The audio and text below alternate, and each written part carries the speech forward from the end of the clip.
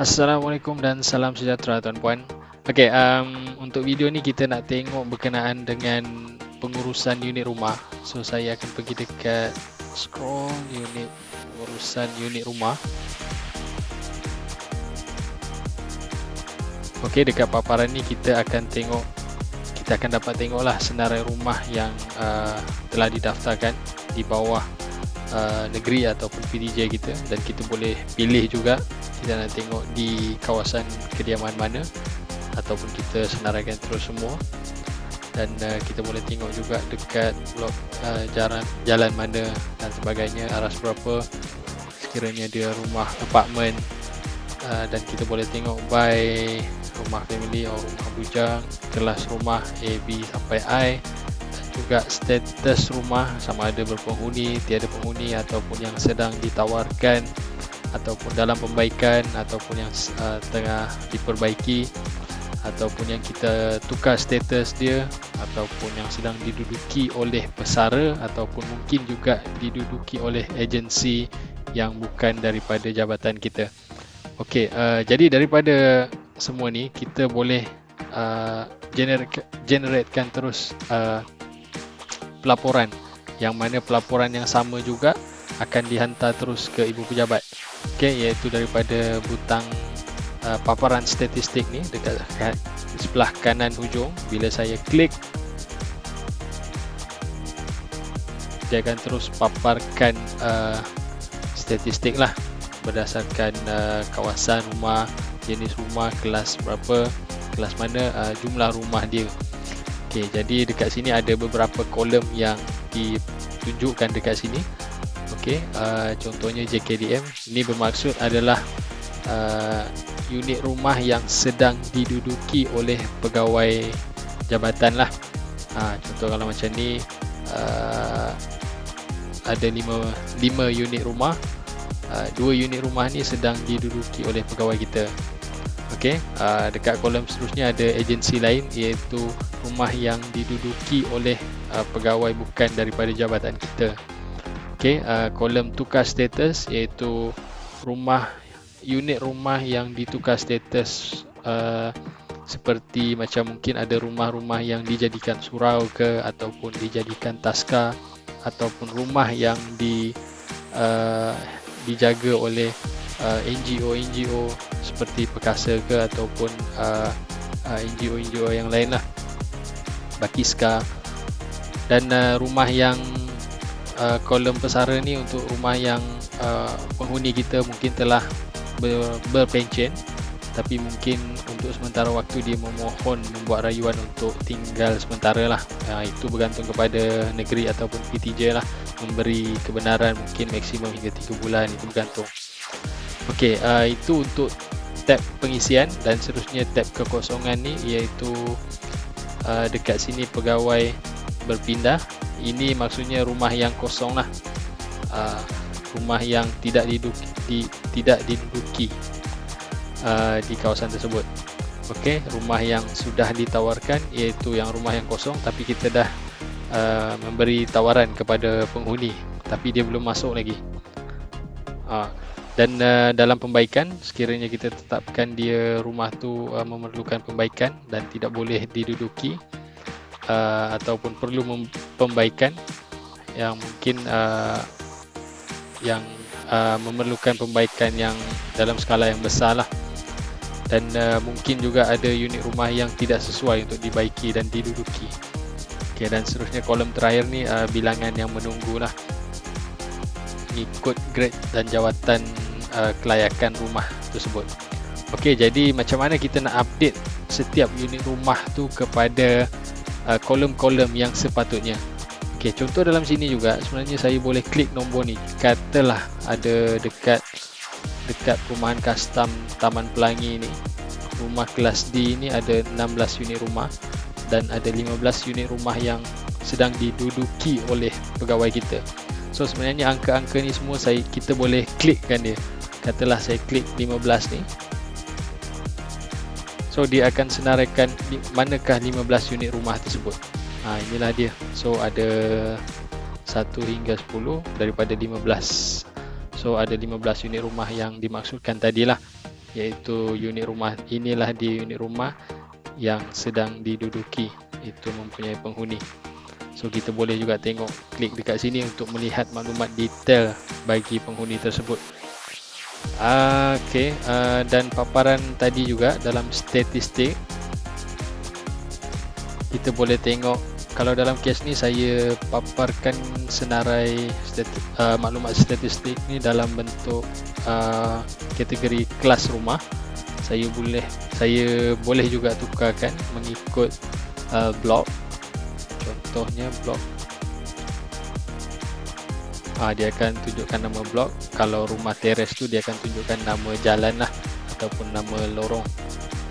Okey, so dia akan statistik dia juga akan berbeza.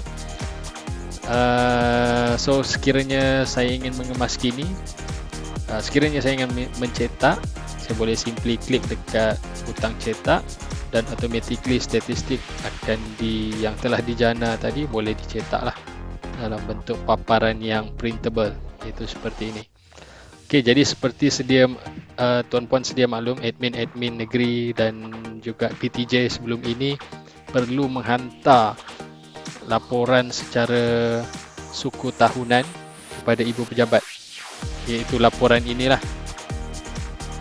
Tapi apa yang selepas kita praktis kita selepas di dalam pelaksanaan sistem easy quarters, tuan-puan admin negeri dan PTJ hanya perlu memastikan data-data unit rumah tu dikemaskini daripada semasa ke semasa. Maksudnya sekiranya ada penghuni tu keluar, kita update di dalam sistem penghuni tu keluar. Sekiranya ada penghuni masuk, kita update penghuni masuk. So automatically sistem akan generate data ni secara real time.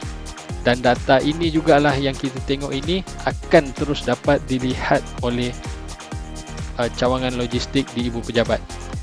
Oleh itu, sebab itulah kita sudah tidak perlu untuk menghantar data itu secara suku tahunan, kerana apa yang tuan-puan kemaskini di sini, inilah juga yang boleh dilihat oleh cawangan logistik di ibu pejabat. Jadi sebab itu kita tidak perlu lagi menghantar data dalam bentuk Excel secara manual setiap 3 bulan. Sebaliknya, kita hanya perlu fokus untuk kemaskinikan data ni sahaja. Penghuni keluar masuk, mana rumah yang rosak, mana yang masih diduduki oleh pesara. Automatically sistem akan generatekan laporan ni, dan inilah juga laporan yang akan dilihat oleh ibu pejabat. Okey, so tadi saya klik dekat mana-mana unit rumah. Contoh dalam kes ni, saya klik dekat Jalan Biru ni, ada 5 rumah yang sedang diduduki oleh pegawai kita, 5 daripada 6 unit rumah, di mana satu unit rumah ni dia tukarkan status dia. Ataupun saya klik dekat 6 ni, sebab saya nak tengok apa yang 5 ni dan apa yang 1 ni. So saya klik 6 untuk senaraikan ke 6 rumah ni. So saya akan dapat 5 unit rumah yang sedang ada penghuni, dan rumah yang ke-6 ni adalah rumah yang telah ditukar status kepada, dan adalah catatan dia apa yang ditukar status kepada apa. Dalam kes ni kalau kita tengok, rumah ni rumah perkasa yang dia kemas kini. Okey, jadi macam mana saya nak update rumah ni, untuk updatekan sama ada rumah ni berpenghuni ke tak penghuni ke, tukar status ke. Okey, jadi sekiranya kita nak kemaskini sesuatu rumah tu untuk masukkan penghuni, dia kita telah bincangkan dalam video lain, di mana macam mana kita assignkan penghuni ke dalam sesuatu unit rumah, dan sama juga macam mana kita nak keluarkan, ada dalam video yang berasingan macam mana kita nak keluarkan penghuni daripada sesuatu unit rumah. Okey, untuk kita kemaskinikan unit rumah kepada status yang lain, daripada paparan ini kita boleh klik pada rumah tersebut. Okey, katalah saya klikkan rumah ni, Jalan Biru 2 nombor 1. Saya klik, dia akan paparkan kemaskini unit rumah. Okey, so daripada sinilah sebenarnya kita boleh tukar status unit rumah ni. Okey, contoh dalam kes ni, sekiranya penghuni tu telah bersara tapi dia masih memohon untuk menduduki rumah untuk sementara, so kita boleh update. status rumah kepada pesara. So apabila saya kemaskini rumah kepada pesara, sistem akan apabila sistem kita generate laporan tadi, dia akan automatically masukkan rumah ni ke dalam kolom pesara. Jadi kuantiti rumah yang diduduki oleh pegawai kita tu akan berkurang lah, dan kuantiti tu di kolom pesara akan bertambah satu sekiranya kita update kepada pesara untuk unit rumah ni. Begitu juga dengan pilihan lain, sekiranya rumah ni kosong dan dalam pembaikan, kita boleh pilih ni. Sekiranya kita nak masukkan dalam kolom rosak perlu dibaiki, kita pilih pilihan ni. Begitu juga yang ni. Dan sekiranya kita nak kemaskini rumah tu kepada tukar status, kita boleh pilih ni. Contoh saya pilih tukar status dan saya letaklah catatan dekat sini. Mungkin saya nak letak rumah dijadikan surau, contohlah. Saya pun tak pasti boleh buat surau ke tak, tapi dalam kes ini contoh saja untuk kita bagi tahu, untuk kita kemaskini rumah tu, yang mana rumah tu tidak boleh diduduki kerana telah ditukar status. Okey, so saya hapuskan ni semula. Dan sekiranya rumah itu diduduki oleh agensi luar, kita boleh pilih pilihan ni. Okey, kerana apa?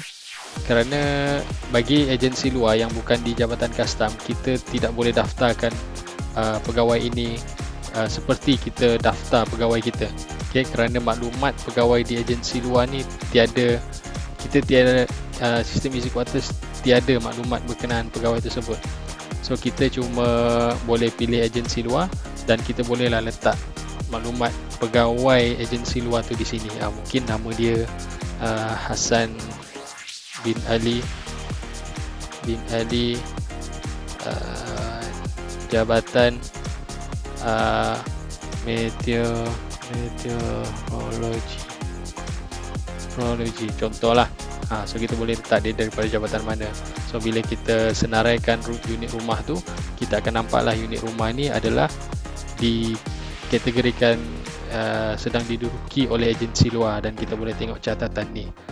Okey, jadi macam tu cara kita update unit rumah. So apa pilihan kita yang kita update status rumah tu, automatically data pelaporan kita juga akan dikemaskini secara automatik. So kita tak perlu lagi manually bila kita tambah penghuni. So kita pun manually update data kita dekat Excel. Rumah ni tinggal berapa yang diduduki, berapa yang kosong. Kita tak perlu buat dah. Sebab apa yang kita buat tadi, kita kemaskini unit rumah tu, automatically sistem akan generate report statistik unit rumah bagi sesuatu kawasan tersebut. Dan apa yang kita nampak bentuk pelaporan tu, berapa rumah tu, berapa rumah ni, itu jugalah yang akan dilihat oleh ibu pejabat. Sebab itu kita tidak perlu lagi untuk menghantar laporan secara suku tahunan. Sebaliknya kita hanya perlu memantau statistik unit rumah yang kita nampak dalam sistem ni, sama ada dia tepat ataupun tidak. Itu saja.